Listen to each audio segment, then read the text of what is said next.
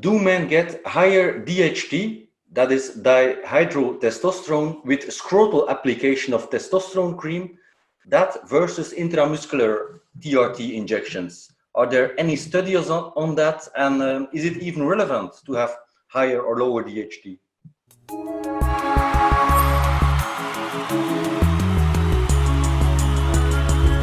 So once again, we welcome back Gil T on our show. Welcome, Gil. Thank you, Steve. Thank you for doing this for us each week. Thank you. Pleasure. So first question this week, do men get higher DHT, that is dihydrotestosterone, with scrotal application of testosterone cream, that versus intramuscular TRT injections? Are there any studies on that, and is it even relevant to have higher or lower DHT?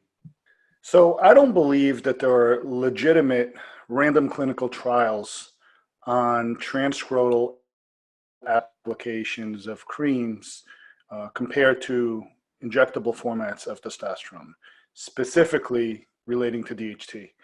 But we have seen anecdotal studies or case studies, if you will, in individual people who come onto the groups as well as lab results. And the first thing that you'll notice is a lot of people will report an improvement in libido.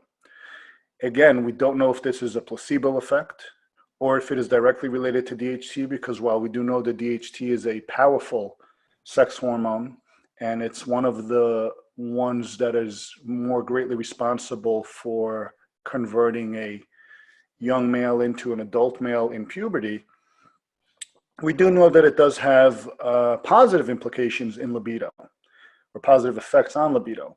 However, we also know libido is far more complex than a single hormone or even a complex of several hormones. There's many factors, including psychological and sleep and interest and other aspects that go into libido. We can't ignore the fact that labs do seem to show greater amounts of DHT in people using transdermal applications than injectables. And one of the theories behind this is that the 5-alpha reductase enzyme, which is responsible for converting the testosterone molecule into a dihydrotestosterone molecule, is supposedly found in greater concentrations in the subcutaneous layer of the skin. And therefore, there is a theory that when you use it in a transdermal application, as part of the absorption process, the hormone must pass through this high concentration of 5-alpha reductase, and therefore you're going to get an elevated conversion. We don't know if this has to do with a different absorption rate or if it actually has to do with a greater concentration of the enzyme. What we do know is that people that use transdermal applications do seem to have elevated DHT levels as compared to the injectable counterparts. Now, transscrotal applications is not really something that was initially designed by the manufacturers on a pharmaceutical level.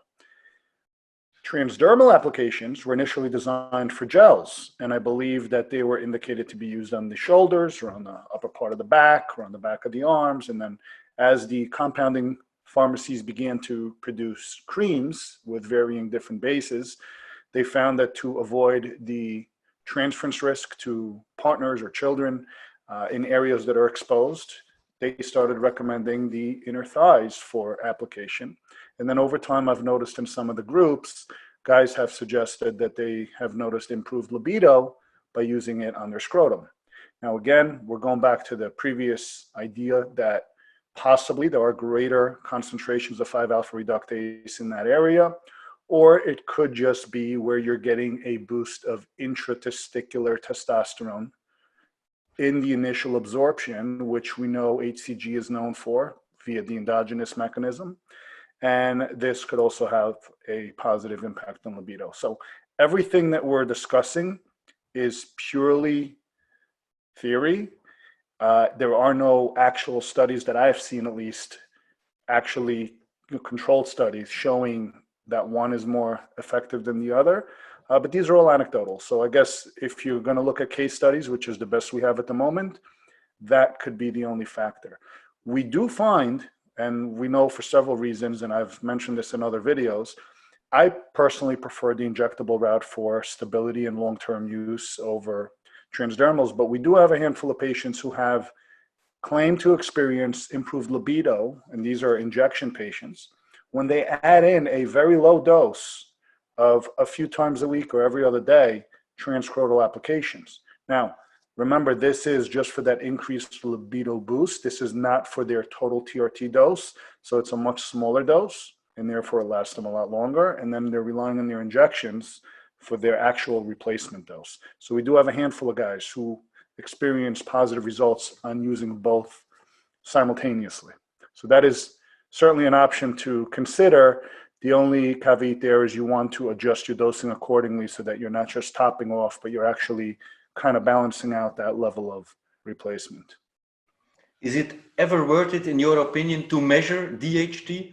Because I see a lot of guys in the group have those numbers in their labs, but here in Belgium, at least, it's very difficult to get your DHT leveled by a lab. DHT is another one of those hormones that, just like estradiol, is not an endocrine hormone. We don't produce it in a gland and then spill it into the bloodstream. It is converted by the breakdown of the original testosterone molecule via an enzyme. So to measure DHT levels in serum is really kind of moot. It's kind of like measuring estradiol because it is regulated at the tissue level at various organs.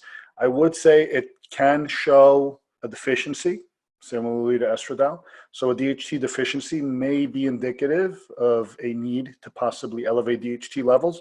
And there are synthetic DHT derivatives out there.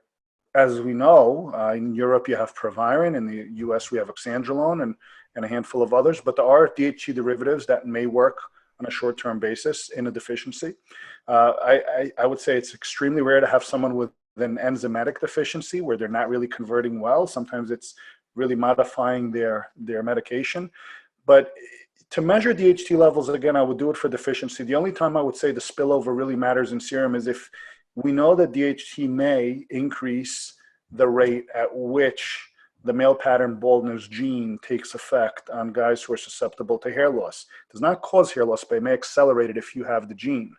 And if you do have the gene, some guys would want to try to inhibit DHT. I'm not a fan of any of those blockers like finasteride and whatnot. However, you can always adjust dosing as needed, perhaps, if it is a concern. And then right up your alley, the second one would be acne, because we do know that there is a direct correlation from elevated DHT and acne in a lot of guys, because this is quite common when guys use DHT derivatives.